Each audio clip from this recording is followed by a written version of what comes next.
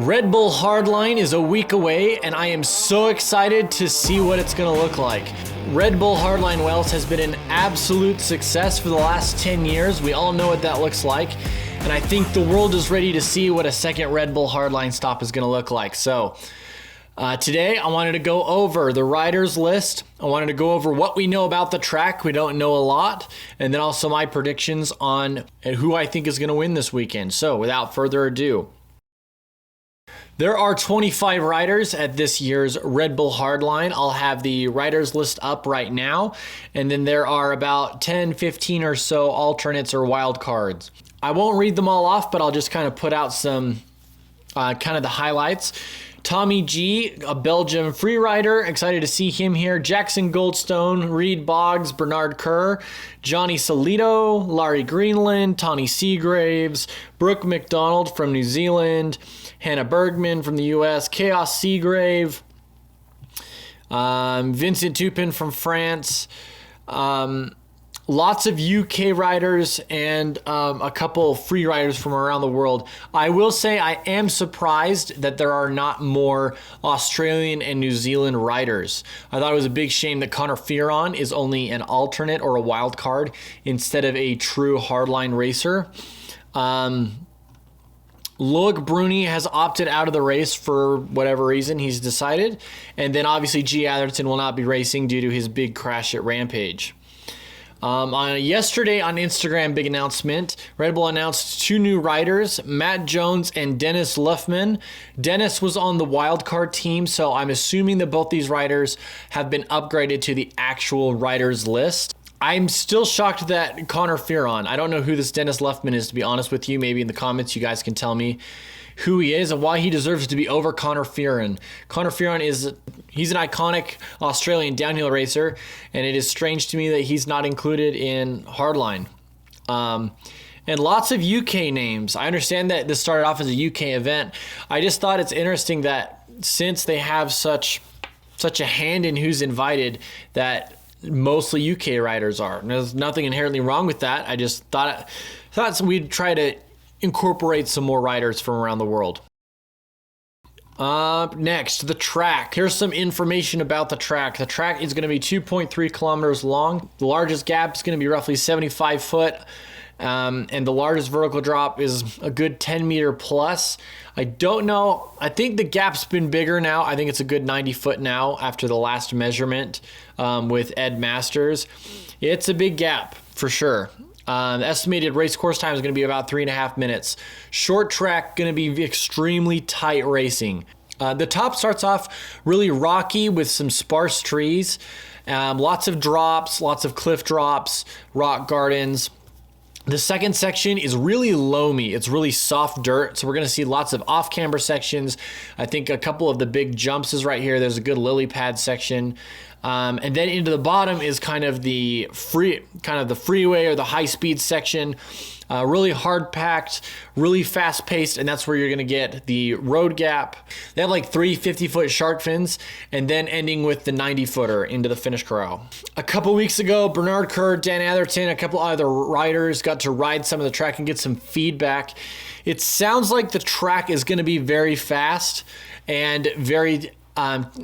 most of the technical parts of the track are going to come from drops and features.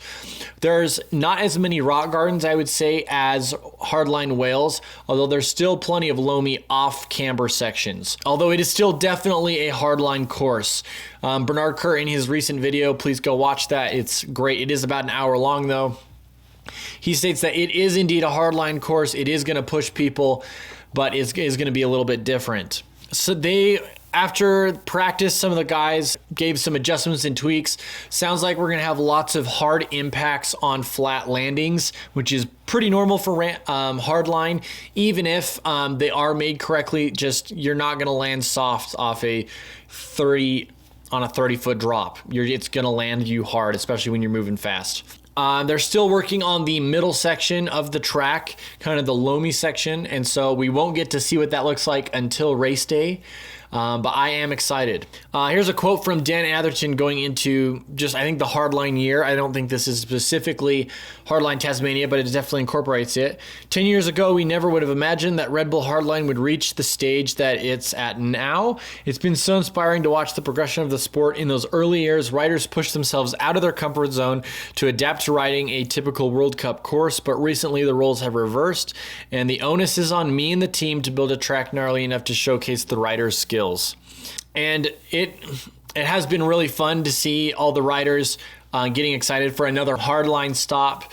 And this track is a gnarly one for sure. It's going to push people. I think this is the first time too, as I was researching for this, people were calling it a free racer event. Brendan Fairclough has been called the free racer for a long time, and I think that's really what this is turning into.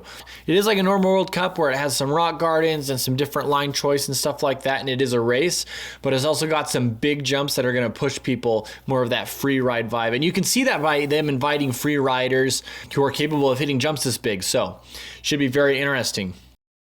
Now, I am going to give my predictions for who I think is going to win. Please take note as you listen to these. Going to be honest, I took it pretty safe.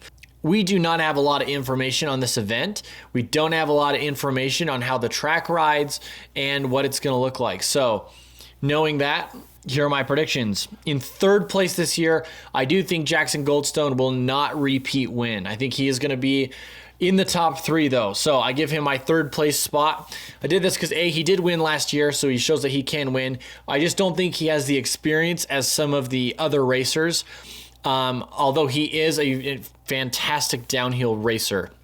And second, I do have Laurie Greenland. He's one of the top UCI racers on the circuit right now, top 10 for sure.